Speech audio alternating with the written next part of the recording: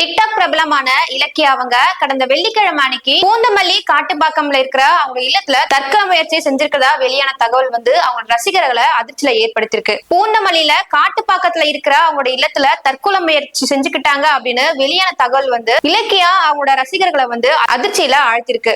என்ன நடந்துச்சு, இவங்களுடைய தற்கொலைக்கான காரணம் என்ன அப்படின்னு இந்த வீடியோல பார்க்கலாம். வெல்கம் டு சினிமா கழகம்.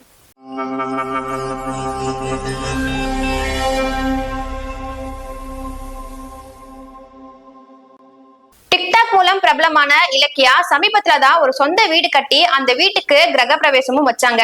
அதுல எடுத்த போட்டோஸையும் வீடியோஸும் சோசியல் மீடியால ஷேரும் செஞ்சாங்க. அதை பார்த்து அவருடைய ரசிகர்கள் வாழ்த்துக்களும் தெரிவிச்சாங்க. சாதாரண குடும்பத்தை சேர்ந்த இலக்கியா முதல்ல ஒரு காட்டன் மில்ல ஒர்க் பண்ணிட்டு இருக்காங்க.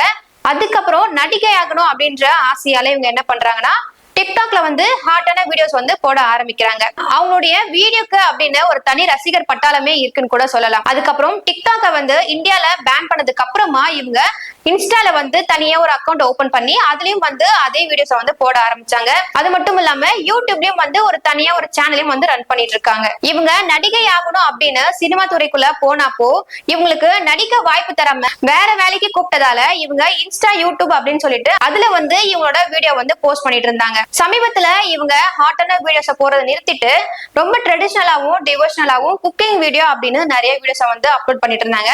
அதுக்கும் தனியா அவங்களுக்குன்னு ஒரு ரசிகரும் இருந்தாங்க. இந்த நிலையில அவங்க ஸ்டண்ட் மாஸ்டர் திலீப் சுப்ராய் மேல ஒரு குற்றச்சாட்டையும் வச்சுட்டு வந்தாங்க. அவங்க போட்ட ஒரு இன்ஸ்டா பதிவு ரசிகர்களை அதிர்ச்சியில ஏற்படுத்துச்சு அப்படின்னே சொல்லலாம். அந்த பதிவுல என்ன இருந்துச்சு அப்படின்னா, என்னோட சாவுக்கு திலீப் தான் காரணம், நானும் அவரும் கிட்டத்தட்ட 6 வருஷமா ஒன்னாதான் இருக்கும், ஆனா அவன் பல பெண்களோட தொடர்புல இருக்காரு, அதை பத்தி நான் கேட்டாவும் என்ன அடிக்கிறாரு அப்படின்னு சொல்லியிருக்காங்க. அது மட்டும் இல்லாம இப்போ இந்த வீடியோவை நான் போஸ்ட் பண்ணாலும் அதை டெலீட் பண்ண சொல்லுவாங்க, இதுக்கும் என்ன அடிப்பாங்க, இதை நீங்க தான் கேட்கணும் அப்படின்னு சொல்லி அந்த போஸ்ட்ல போட்டிருந்தாங்க.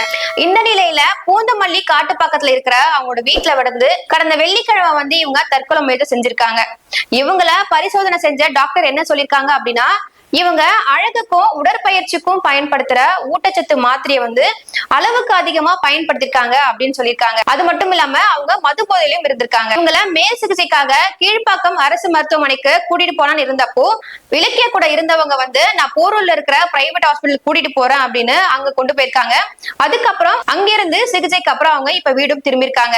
இலக்கியா அவங்க தற்கொலை முயற்சி செஞ்சிருக்காங்களா இல்ல இதுக்கு வேற ஏதாச்சும் காரணம் இருக்கா அப்படின்னு காவல்துறையினர் விசாரணை தொடங்கும் பொழுது இத பத்தி எந்த ஒரு விசாரணையும் செய்ய வேணாம் அப்படின்னு இலக்கிய தரப்புல இருந்து சொல்லப்பட்டதா காவல்துறையினர் சொல்லியிருக்காங்க. அது மட்டும் இல்லாம இத பத்தி எந்த ஒரு கேஸும் கொடுக்கல அப்படின்னு சொல்லியிருக்காங்க. இப்போ இலக்கிய பதிவிட்ட அந்த இன்ஸ்டா பதிவு சோசியல் மீடியால வைரல் ஆகிட்டு வருது அப்படின்னே சொல்லலாம்.